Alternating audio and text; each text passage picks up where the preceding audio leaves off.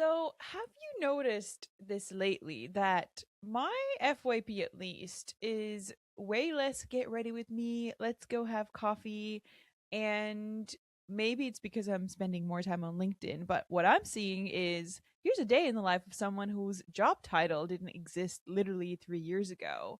And every time I see one, I can't help but think like, wow, this person that's talking about X brand may even have more cultural authority, following, influence, etc., than the brand they're talking about.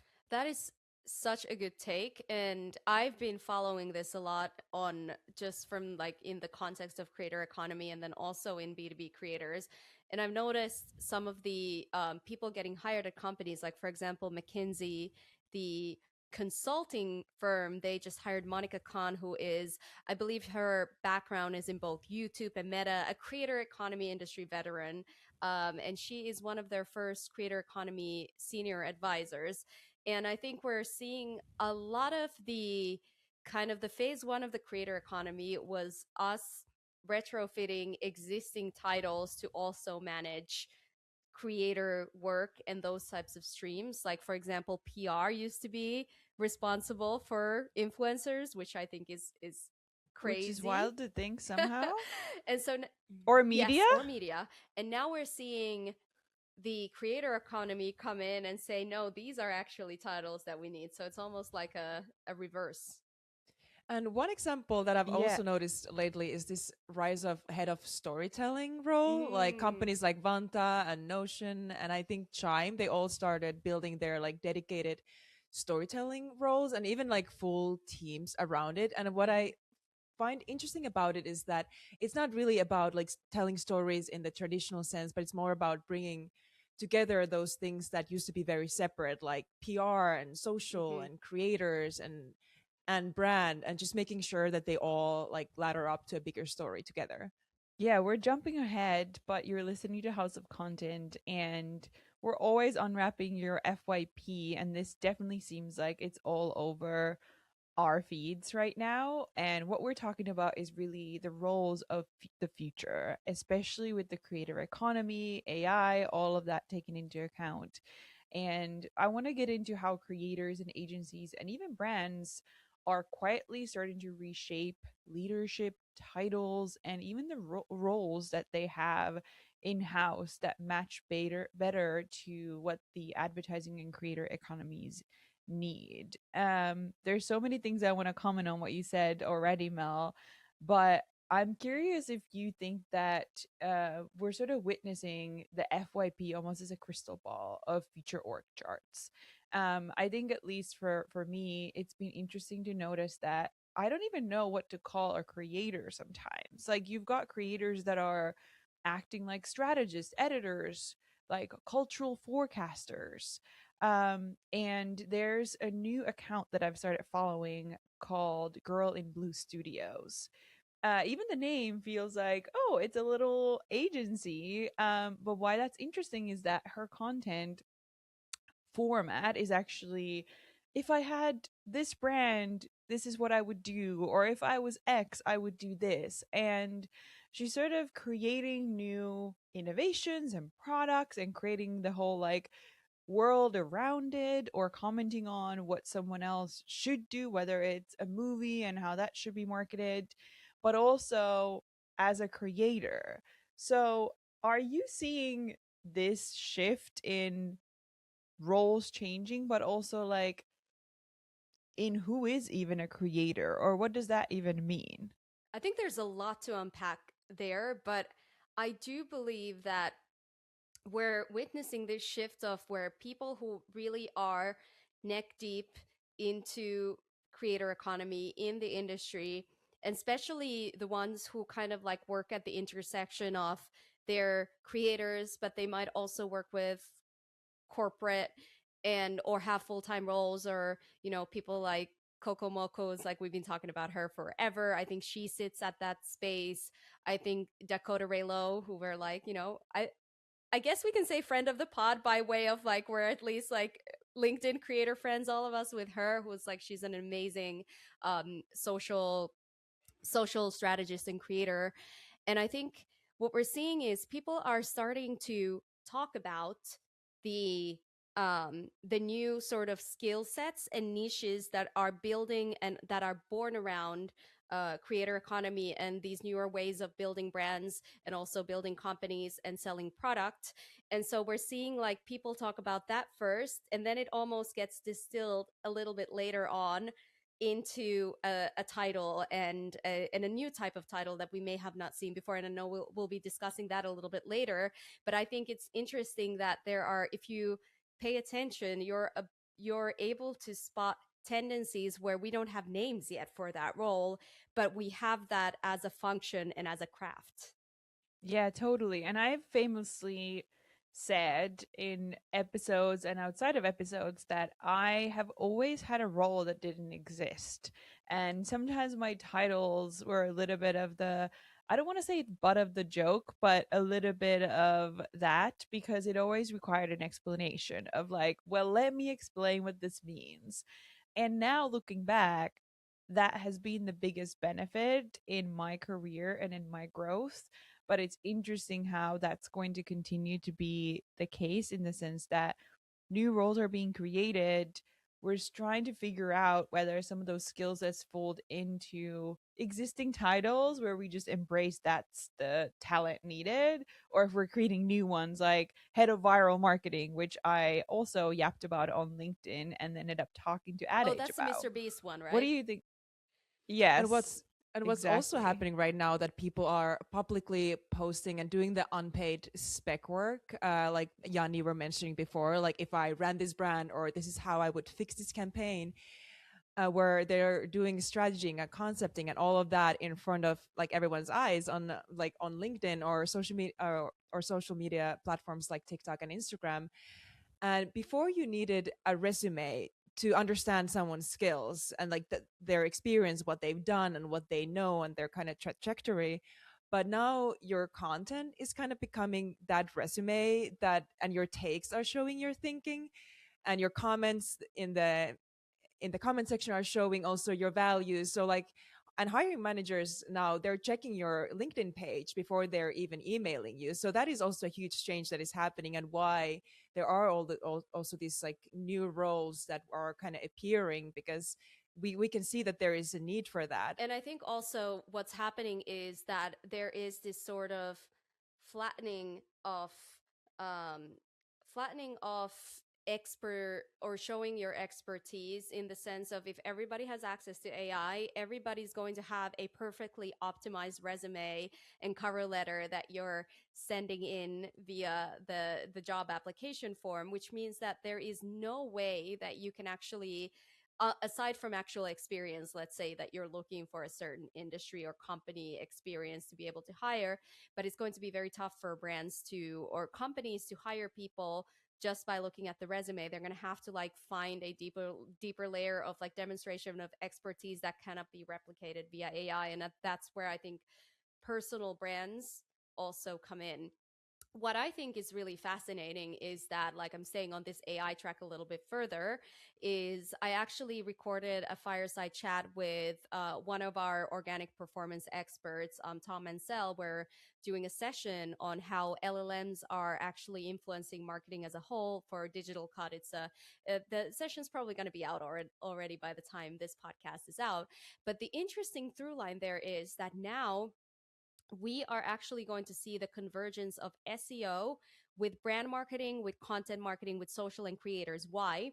Because LLMs are pulling brand information and brand rankings from Instagram captions, Instagram video transcripts, YouTube shorts, and Reddit threads, right? So that essentially means that if you want to rank as a brand, you have to think about all of these pieces that were before like awareness or social media or community building. You need to think of them from the lens of SEO, which means that my prediction is we're going to see a new senior level strategist role rise that needs to be a mix of SEO and social.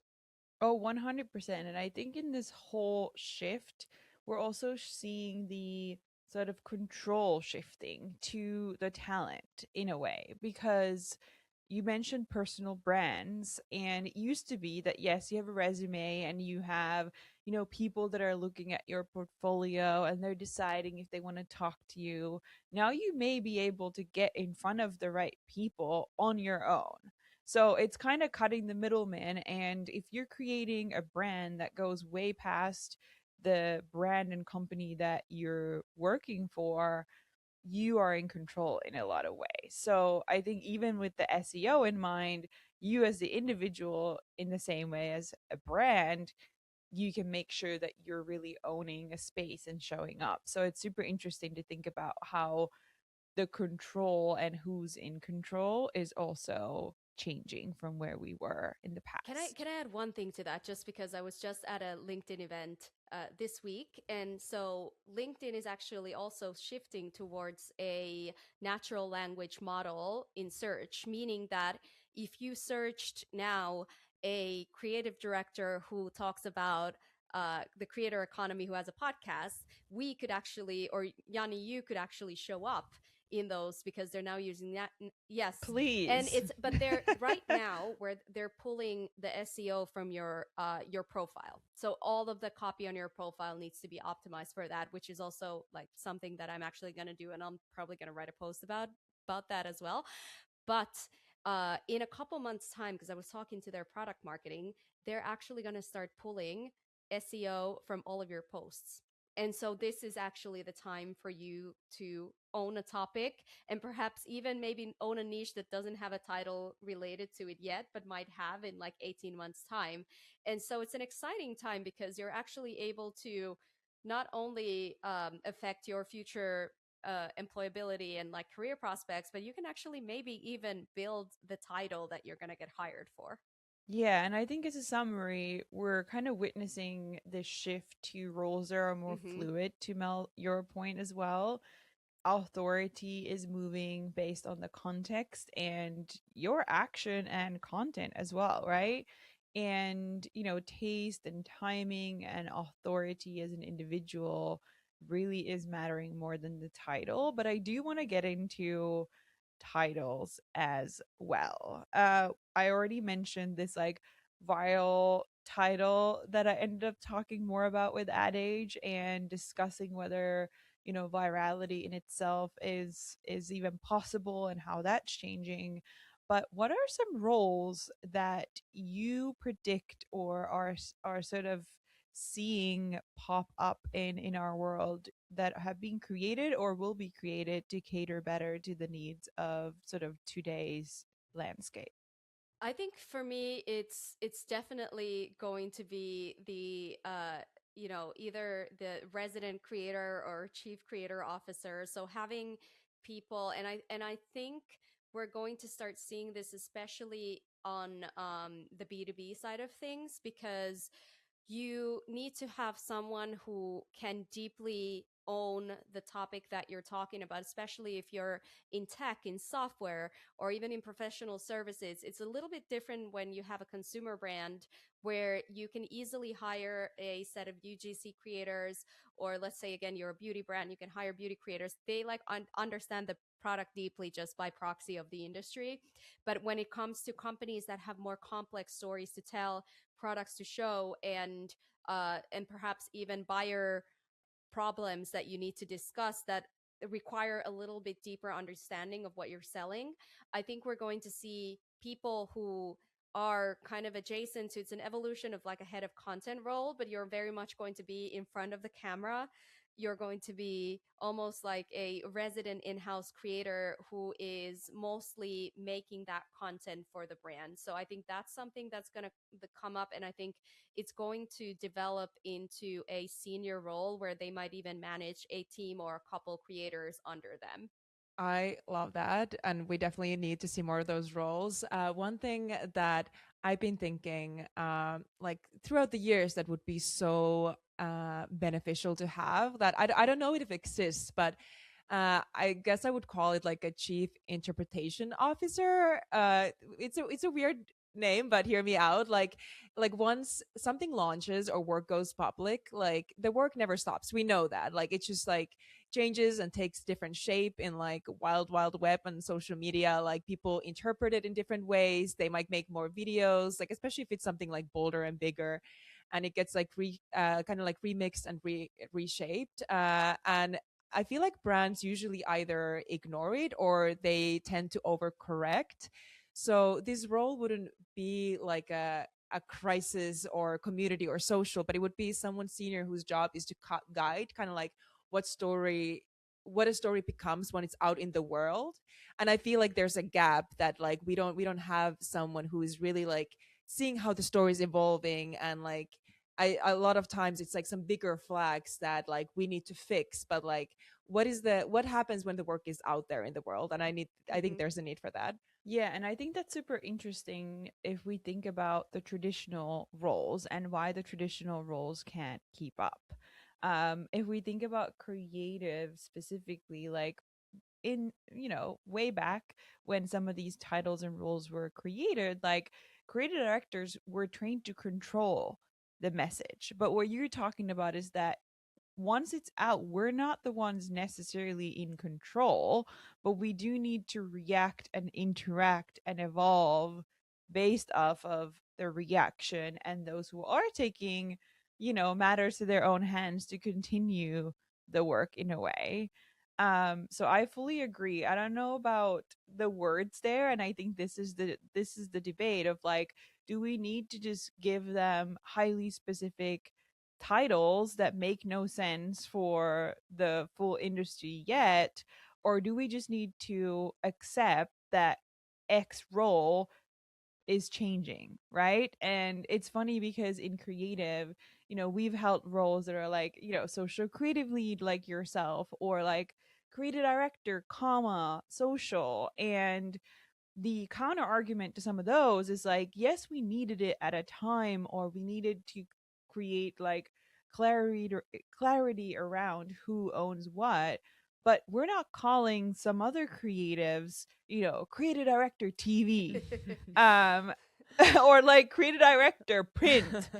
And so I think there's like an interesting, I don't know if it's a Mm-hmm. tension or a resistance or part of the transformation, that first you get those weird titles and then you see them disappear, but it doesn't mean that those skill sets went away or the needs went away, but they just actually become the core component of an Mm-hmm. existing, more sort of traditional or widely spread role or title. I have been debating this deeply in our household. I guess some of you may know my husband is in the same industry. He's a creative leader as well, and so we're always discussing this sort of like, do we need social creatives anymore? Right? Like, are we boxing certain people in?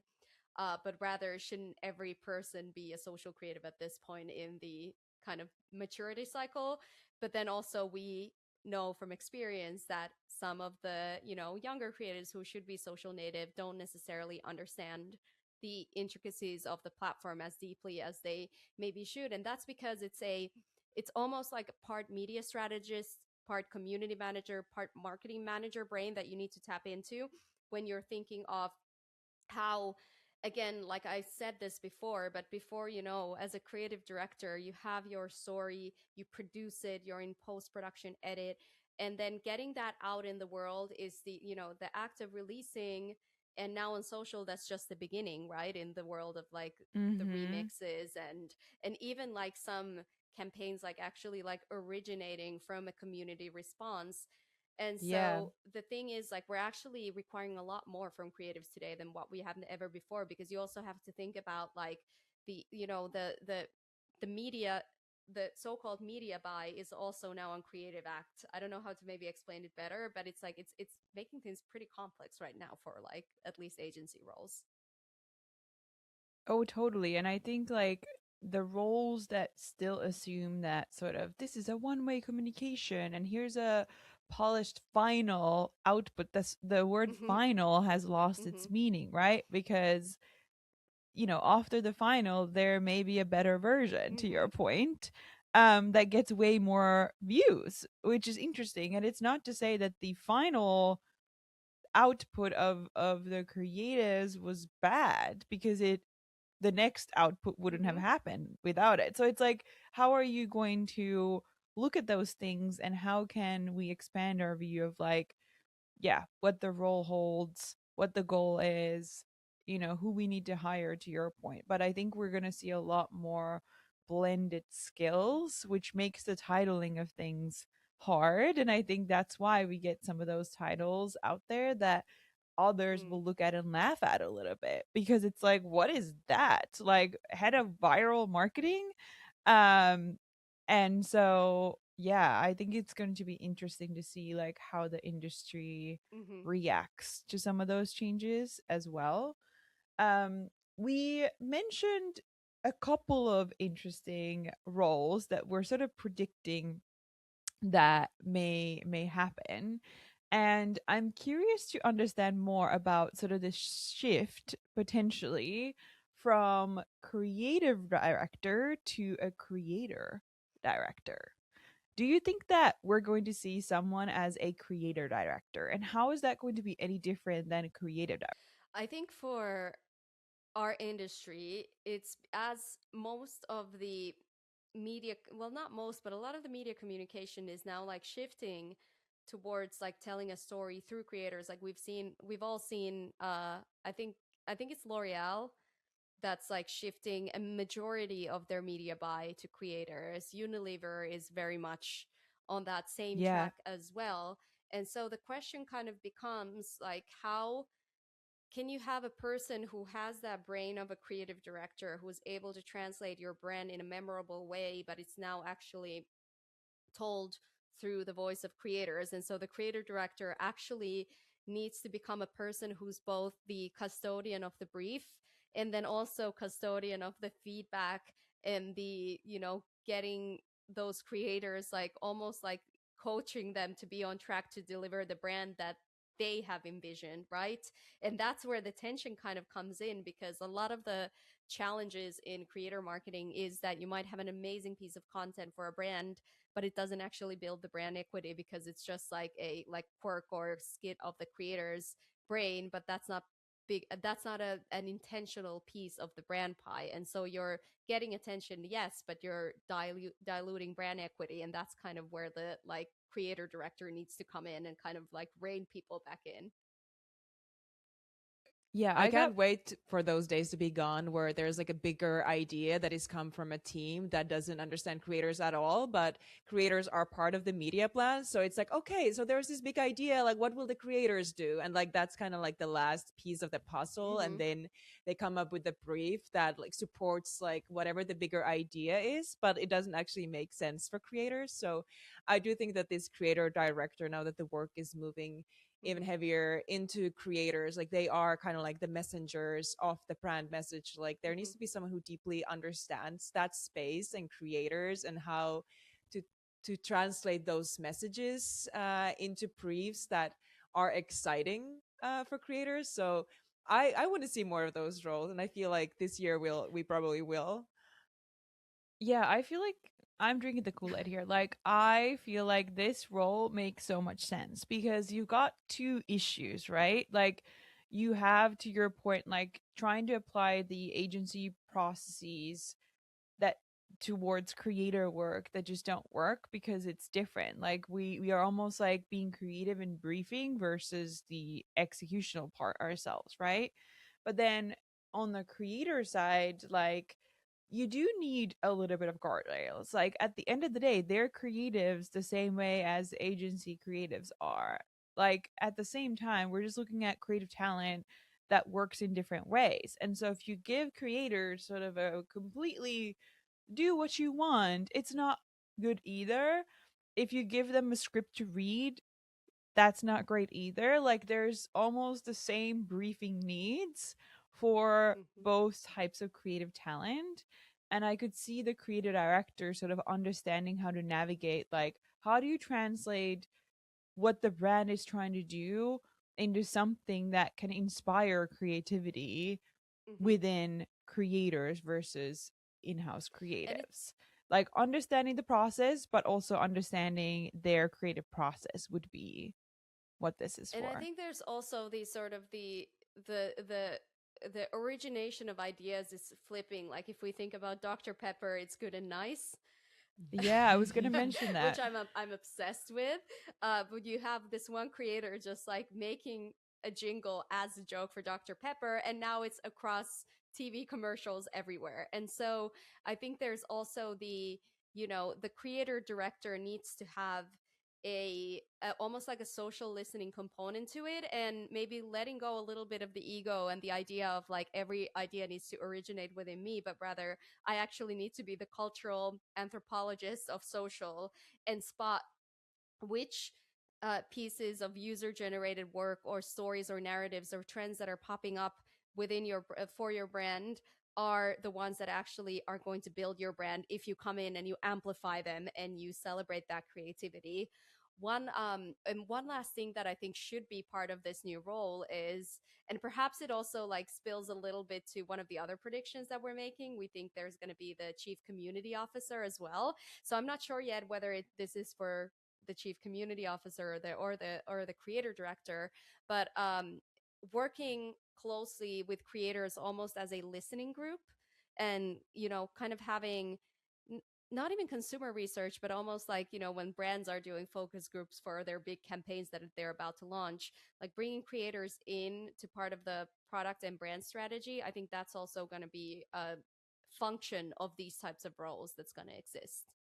Yeah, I agree because I think like even as a creator myself, it's been interesting to even join platforms that actually allow me to be part of a community. And there's a couple of brands. There's a jewelry brand, Monica Vinader, and I forget the other one that I was doing with, but like no, Refry. And some of these brands have created sort of like programs where you can more formally join a community, and there's challenges and there's things that you do to be part of that community, whether that's creating content in exchange for something or buying product in exchange for something. And why I mentioned that is like these are very strategic ways of building a community. But it's interesting that like you're not just commissioning a piece of content, like reaching out to a person and being like, can you create this? Like people are choosing to be part of a community. So I think that justifies someone who leads the community as Absolutely. well, right? Because why would you onboard and invest money in, creating a community where people are invested in the relationship and not have anyone who's invested in the relationship with them, right? And Refi has been great from a community perspective as sort of a case study because they were among the first to, say, okay, let's forget these crazy beauty influencer trips where the same people are always there. Like, we're going to pick people from our community. This is how you join the community.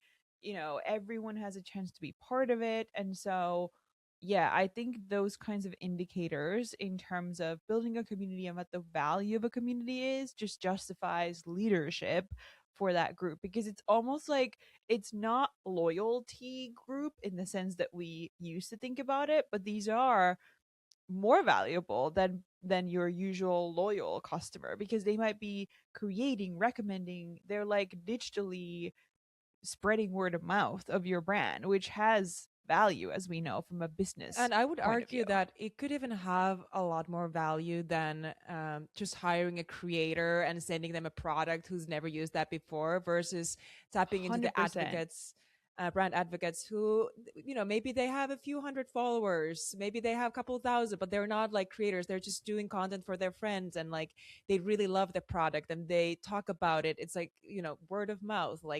We, we should see more brands really valuing the people who already love them and use them, and that's why I've been loving seeing these brands as well, like actually uplifting them and getting these regular folks on these brand tips. Like that is so refreshing, and I'm here for it.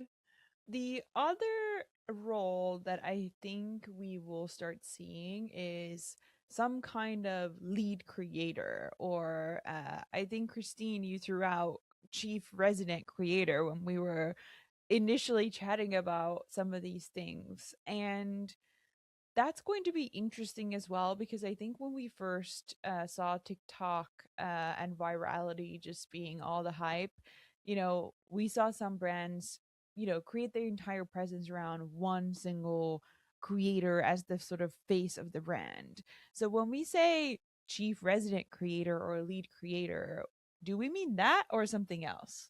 I think it depends on the brand. I think in for some brands, like I already mentioned, it is almost mandatory just by way of needing somebody who can be that face of the brand, but also explain different concepts and services and products to that level. But sometimes that person could even be the founder, right? If it's like smaller companies, and it oftentimes is, right?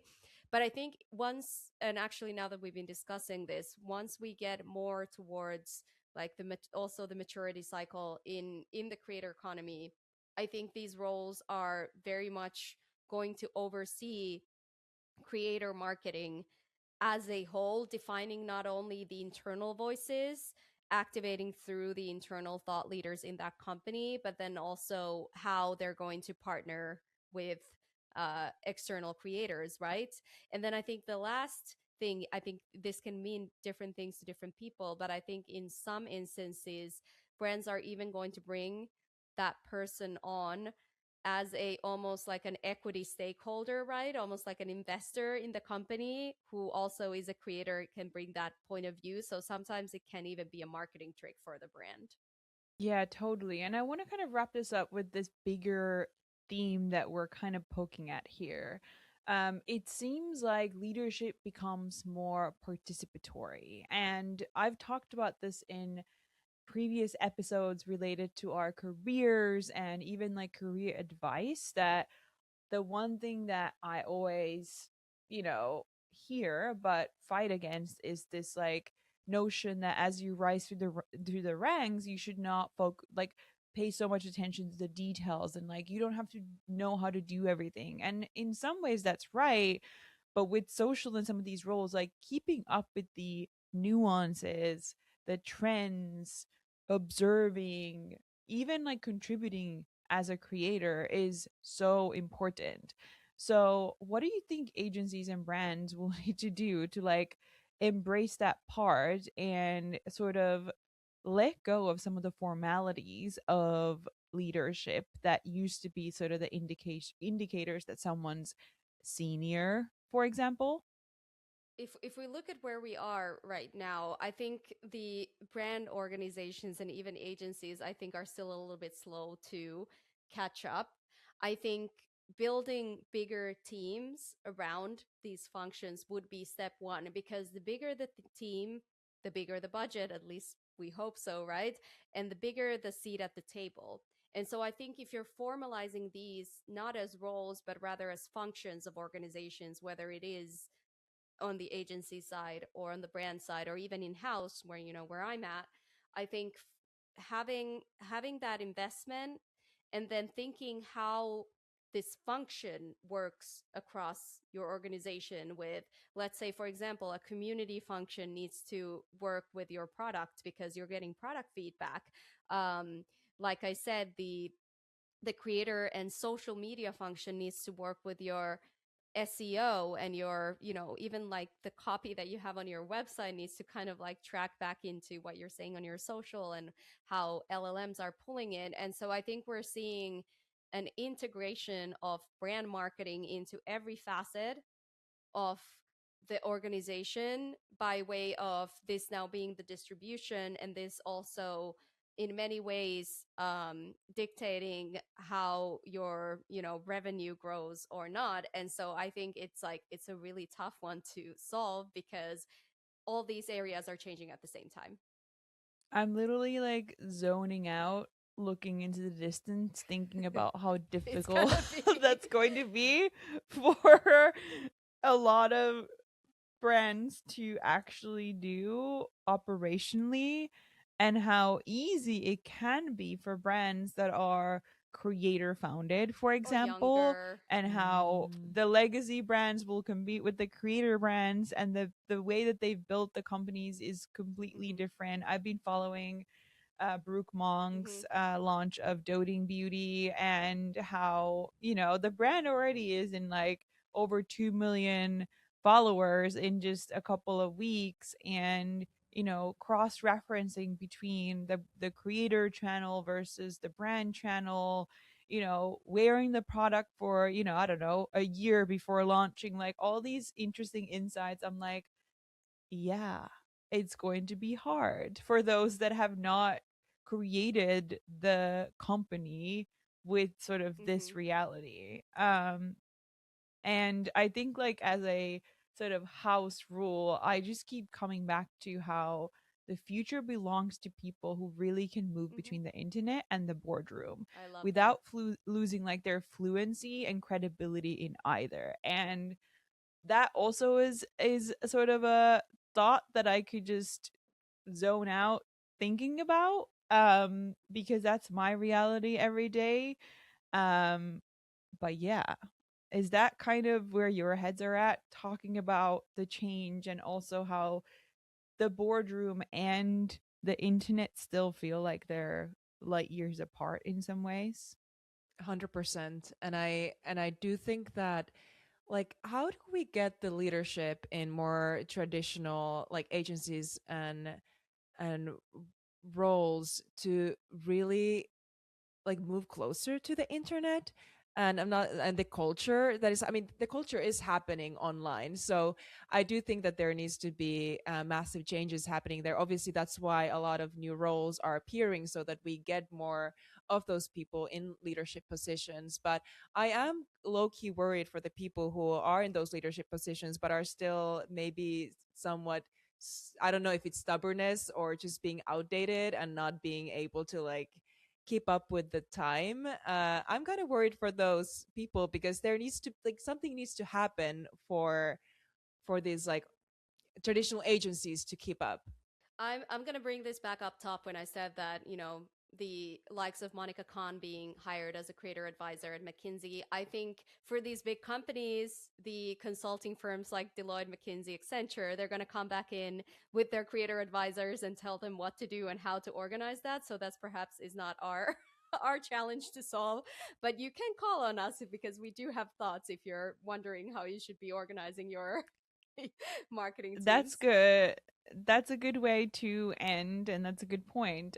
You're listening to House of Content. You can definitely slide into our DMs on Instagram and LinkedIn, but we would also love it if you listen to the episode, leave us a review, and yeah, just let us know what you thought. Until next week.